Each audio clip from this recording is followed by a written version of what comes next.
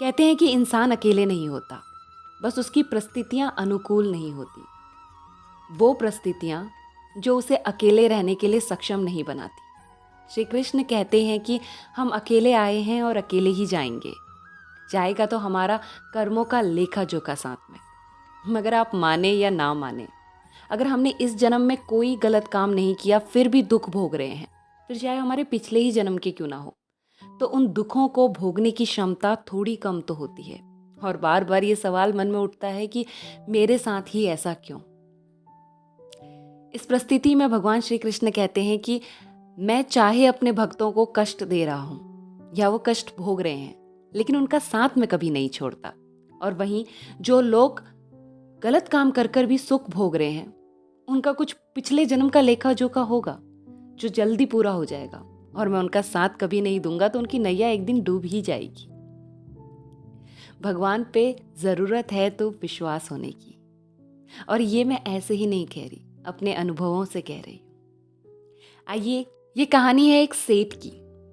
कहते हैं कि एक सेठ जो भगवान कृष्ण का बहुत बड़ा भक्त था और लोग उसको भक्ति में डूबे देखते थे, तो उसके एक मित्र ने कहा कि तुम वैसे ही भगवान के इतने बड़े भक्त हो, लड्डू गोपाल को अपने घर ले जाओ, उसकी पूजा अर्चना करना, घर में भगवान रहेंगे तो तुम्हारा मन लगा रहेगा।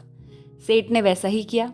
लड्डू गोपाल को अपने घर ले गया, उनकी पूजा करता, उन्हें भोग चढ़ाता, नहलाता धुलाता, बच्चे की तरह रखता। लेकिन ये सब बातें सेठानी को अच्छी ना लगती। एक बार सेठ को कहीं जाना पड़ गया, तो उसने सेठानी से कहा कि तुम लड्डू गोपाल का ध्यान रखना। लेकिन सेठानी ने सुनकर हाँ तो कर दी, मगर ऐसा कुछ किया नहीं। उसका बस चलता तो कभी कभी लड्डू गोपाल को भोग कराती और कभी कभी ऐसे ही जाने देती। 2-4 दिन बीत गए, उसे उलझने ज्यादा लगने लगी, तो उसने अपने घर के आंगन के एक बगीचे में गड्ढा किया और लड्डू गोपाल को उसमें दबा दिया। जब सेठ आया तो उससे कहा, क्या पता लड्डू गोपाल हमसे नाराज होकर कहाँ चले गए, मुझे नहीं पता है। सेठ बड़ा ही व्याकुल हुआ, ढूंढा इधर उधर, लेकिन कहीं मिले नहीं। कुछ दिनों बाद माली बगीचे में खोद रहा था, तो उसने वहां पे दबे हुए लड्डू गोपाल देखे। वो दौड़ता हुआ सेठानी के पास गया और उससे कहने लगा, ये देखिए इसमें मेरे को क्या मिला है।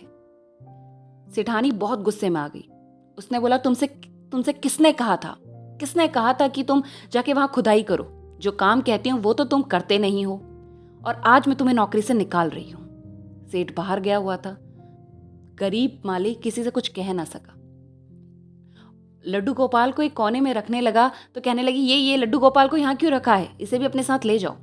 और वो लड्डू गोपाल जिसमें मिट्टी लगी थी ऐसे ही अपने साथ ले गया। घर गया, बहुत ही उदास था।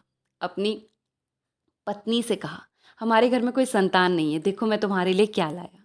पत्नी लड्डू गोपाल को देख के बहुत ही प्रसन्न हुई और उसने कहा, भगवान ने अब संतान रूप लिया हमारे घर में। तो माली ने कहा, लेकिन इन पे तो मिट्टी लगी है, इस मिट्टी को झाड़कर मैं कहाँ फेंकूं? तो माली की पत्नी ने कहा, मिट्टी को झाड़कर बाहर आंगन में डाल दो, और लड्डू गोपाल को साफ करके वस्त्र पहना के घर में रख दिया। माली ये सोच सोच कर परेशान था कि अब नौकरी से तो मैं चला गया, लड्डू गोपाल घर आए हैं, ये शुभ है कि अशुभ? लेकिन उसकी बीवी को भगवान पे पूरा विश्वास था, इसीलिए वो पूजा अर्चना करती। कुछ समय ऐसे ही बीत गया। माली बहुत चिंतित था कि अब भोग लगाने को भी कुछ नहीं, क्या करूं? तभी वहां से एक आदमी होके निकला। माली को आवाज लगाई। माली बाहर आया और उससे पूछा, क्या तुम पौधे लगाते हो? तो बोला, साहब पौधे ही लगाता हूँ, माली हूँ। तो बोला, ये फूल तुमने लगाए जो तुम्हारे आंगन में है? बोला, हाँ साहब मैंने लगाए। उस माली से उस आदमी ने कहा, क्या तुम इन फूलों की कीमत जानते हो? माली ने कहा, नहीं साहब। उसने कहा, जाओ मार्केट में इसकी कीमत पता करके आओ। जब माली मार्केट में गया तो उसे पता चला कि ये फूल के बीज और फूल खुद भी बहुत ही कीमती है। माली ने उस फूलों को बाजार में बेचा और उसके बीजों को सुखाकर पौधे उगाए, और पौधे जिनमें और फूल आए उसकी खेती करने लगा, जिससे वो धन धान्य हो गया। लड्डू गोपाल का बहुत बड़ा भक्त बन गया। एक बार एक भिखारन उनके घर पे आई। भिखारन को देखते ही माली ने बोला, सेठानी आप? वो माली को देखकर पहचान नहीं पाई, क्योंकि माली तो माला माल सेठ बन गया था। वो बोली, कौन? तो उसने कहा, मैं माली आपके घर का। तो बोली, फूट फूट के रोने लगी। कहने लगी, सेठ ने बहुत बार पूछा मेरे लड्डू गोपाल कहाँ गए। जब मैंने कुछ ना बताया तो वो विलाप में वैंकुंठ को चले गए। वो तो वैंकुंठ चले गए और मेरे बच्चों ने मुझे घर से निकाल दिया। मेरे पास खाने को भी कुछ नहीं। और कह कह के रोने लगी। तब माली ने कहा, प्रभु ने मेरे को ये सब कुछ दिया है। अगर आप उस दिन लड्डू गोपाल मुझे ना देते तो शायद ये सब होता भी नहीं। मैं तो माली था। ये सब आप ही का दिया हुआ है। आप हमारे साथ रहिए इस घर में। तो कहते हैं कि जो श्री कृष्ण है ना, वो एक अपने आप में दिव्य शक्ति है। वैसे तो हर भगवान, लेकिन श्री कृष्ण का मोह अलौकिक है। इसीलिए अगर आप किसी की भी भक्ति में हैं तो दृढ़ विश्वास रखिए उस पे। आज नहीं तो कल आपके सही कर्म है तो चमत्कार होगा। बोलो श्री कृष्णा। राधे राधे।